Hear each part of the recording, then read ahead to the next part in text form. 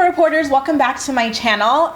Let's talk about this blog that Kail released a few weeks ago. I think it was about 2 weeks ago, addressing her divorce. So in Kail's world, she's like finally discussing her divorce. She's been so mum, so quiet as a mouse. You haven't heard a peep from her, not a single subtweet or anything like that. So she's like, I'm finally breaking my silence. And it's just like a whole bunch of nothingness and victimhood, all wrapped up in these like fancy little words that we know that her hood rat ass does not use in day-to-day conversation. So it's kind of a funny read for me, at least. So I'm just gonna like highlight a few of the things that really stuck out to me about her blog post. So like I said, Kail pretty much takes responsibility for 0% of this divorce.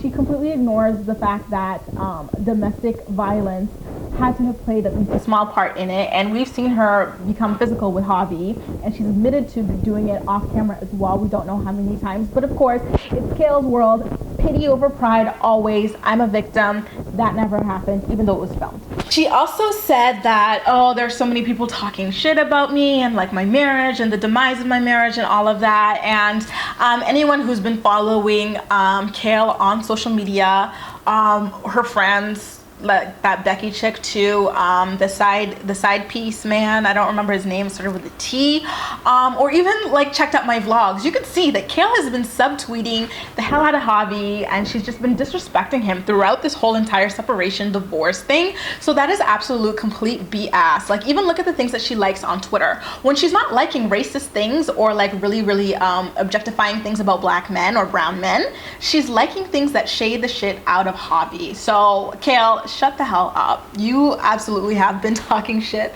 this whole entire time. You know, it's pretty much all you know how to do when you're not chasing your brown bae around. So Kail also complains about her friends, quote unquote, turning their backs on her. And again, if you watch one of my older videos, you'll see that they didn't turn their backs on her for literally no reason. A lot of these friends have said, or like, you know, hinted at the fact that they decided to kind of end their friendships with Kail because, first of all, she seems to have changed as a person. If you watch the show from the beginning to now, you can tell like Kail like snapped at some point and is going through some kind of midlife crisis or whatever, and she is a completely different person. They're not wrong at all in that sense. What else? And a lot of them have hinted that she was cheating on Javi. So this is not shocking. The idea of Kail cheating on Javi is not far-fetched because I believe she's rumored to have cheated on Joe, and we know for a fact that she cheated on her rebound from Joel, which was a boyfriend named Jordan, with Joe. So Kail, first of all, being an abuser is documented, and being a cheater is documented. So if someone tells me, oh, they divorced because she beat him up too much, or because she hook smashed him too much, sorry, or because she cheated on him, I would not be like, oh no, Kail would never do that. That's not in her character, because she has shown us multiple times that these sorts of things are in her character and they are who she is.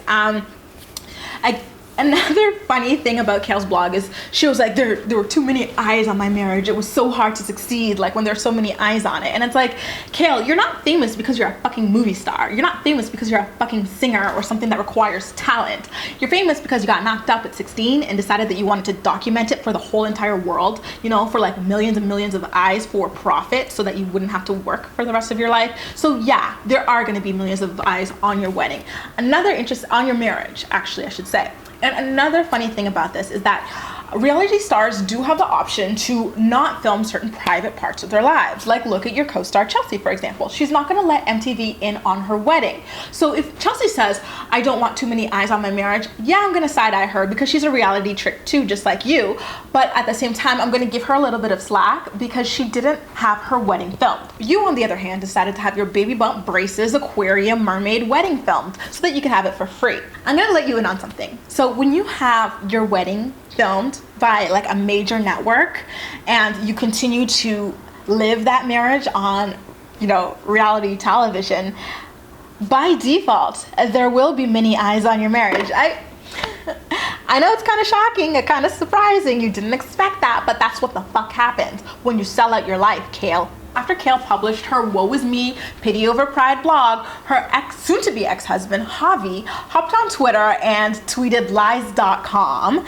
And then he also tweeted Heartlessly Hustled coming out soon. So Kail is working on a book right now called Hustle and Heart. And so I don't know if Javi was just shading the title of her book or if he's legit gonna name his book Heartlessly Hustled, because he has said that he wants to do a tell-all on his short-lived marriage to Kail. So this is just absolutely hilarious. And he also retweeted a friend who had this to say about the whole situation.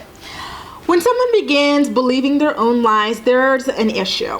Good night, folks. Don't believe everything you read on the internet. And since then, there hasn't been any drama. So what do you guys have to make about the whole thing? Do you think that Kail is, as always, playing the victim in her blog about the divorce, or do you think that she's just saying things from her perspective? Do you think that Javi should have just shut the hell up and let her like blab online or not? And what about the whole friends thing? Since like pretty much the beginning, friends have been way too involved in this quote unquote marriage, and it's just so annoying to see that like even throughout the separation they're still overly involved, saying too much and just too much. Leave all your comments, leave all your opinions in the comment section down below, and as usual we'll chat. Also like, comment, and subscribe for more videos, and you can also follow me across social media as well, where I absolutely love chatting with you all. Thank you so much for watching.